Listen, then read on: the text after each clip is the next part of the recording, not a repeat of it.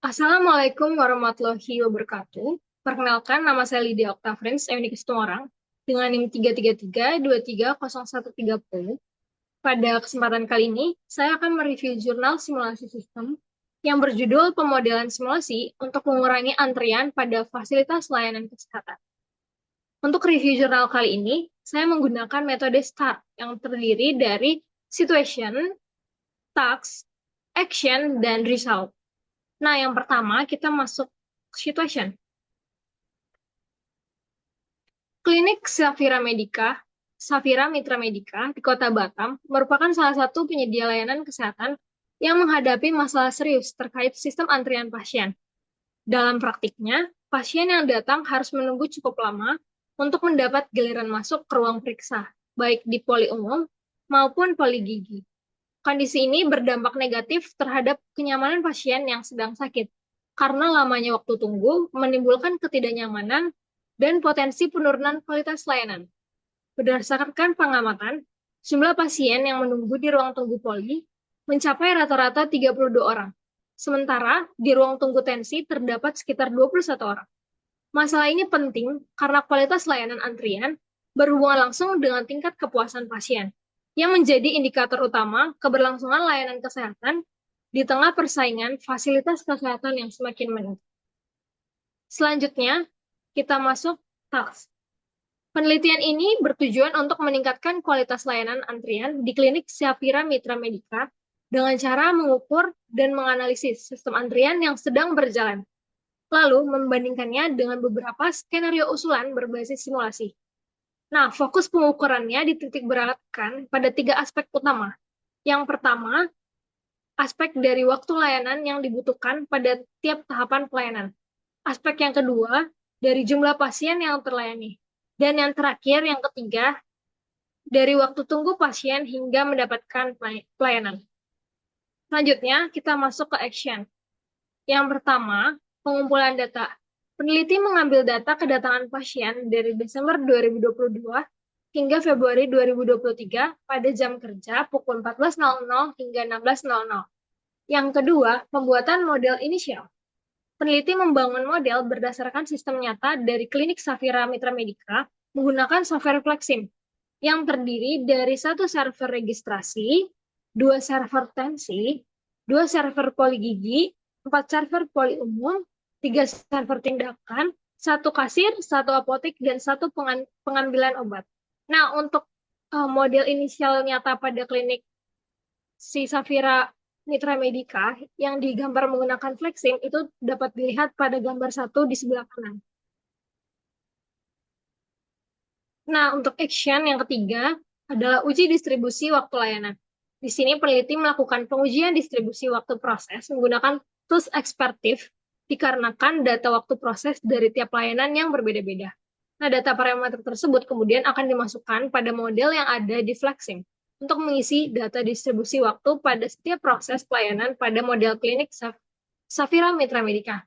Nah, untuk distribusi data waktu proses dari pelayanan klinik Safira Medica, teman-teman bisa lihat pada tabel sebelah kanan, tabel 1. Di sini ada dari pelayanan dari registrasi, dari tensi, poli umum, poli gigi, tindakan, kasir, apotik, pengambilan obat, dan sebagainya.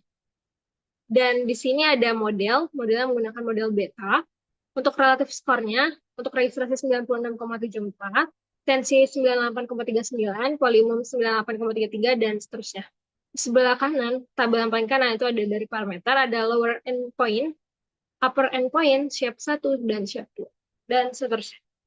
Oke, lanjut ke tahap yang keempat atau langkah yang keempat, replikasi model. Di sini, replikasi model dilakukan untuk mengetahui berapa banyaknya replikasi yang harus dibutuhkan pada pemodelan sistem klinik. Nah, dapat kita lihat pada gambar di samping, replikasi model inisial. Nah, replikasi sendiri adalah pengulangan percobaan simulasi dengan kondisi model yang sama, tetapi menggunakan bilangan acak atau random number yang berbeda setiap kali dijalankan. Nah, dari hasil perhitungan replikasi di samping, diketahui bahwa jumlah replikasi yang dibutuhkan pada simulasi adalah sebanyak 5 replikasi. Teman-teman dapat lihat di N-aksen ini 4,86. Jika dibulatkan itu sebanyak 5. Berarti ada 5 replikasi yang dibutuhkan untuk memodelkan si sistem klinik Safira Medica. Selanjutnya, masuk ke tahap kelima, validasi model konseptual. Melakukan validasi untuk memastikan apakah model yang dibuat telah sesuai dengan sistem nyata yang ada pada klinik Safira Mitra Medica. Validasi ini kemudian dilanjutkan dengan melakukan uji independen t-test pada sistem nyata dalam model inisial.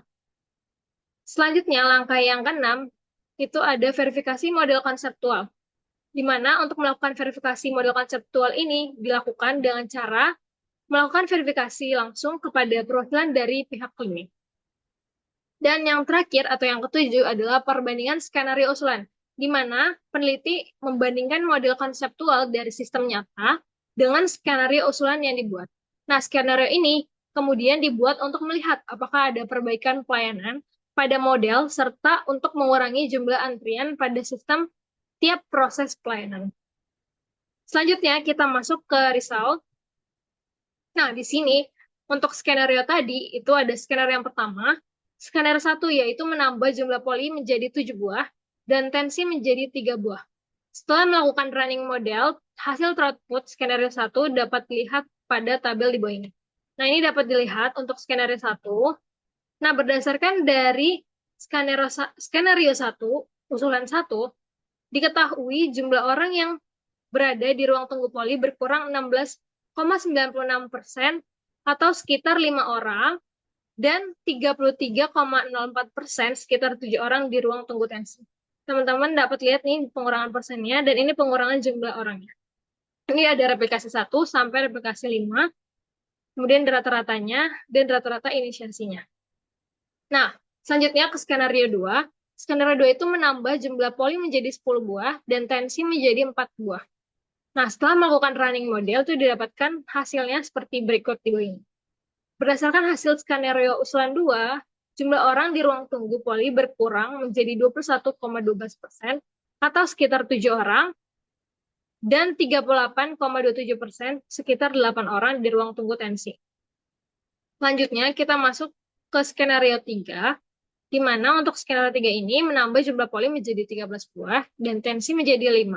Setelah melakukan running model, hasil throughput skenario 3, jumlah orang di ruang tunggu poli berkurang menjadi 27,52%, sekitar 9 orang, dan 46,70%, sekitar 10 orang di ruang tunggu tensi.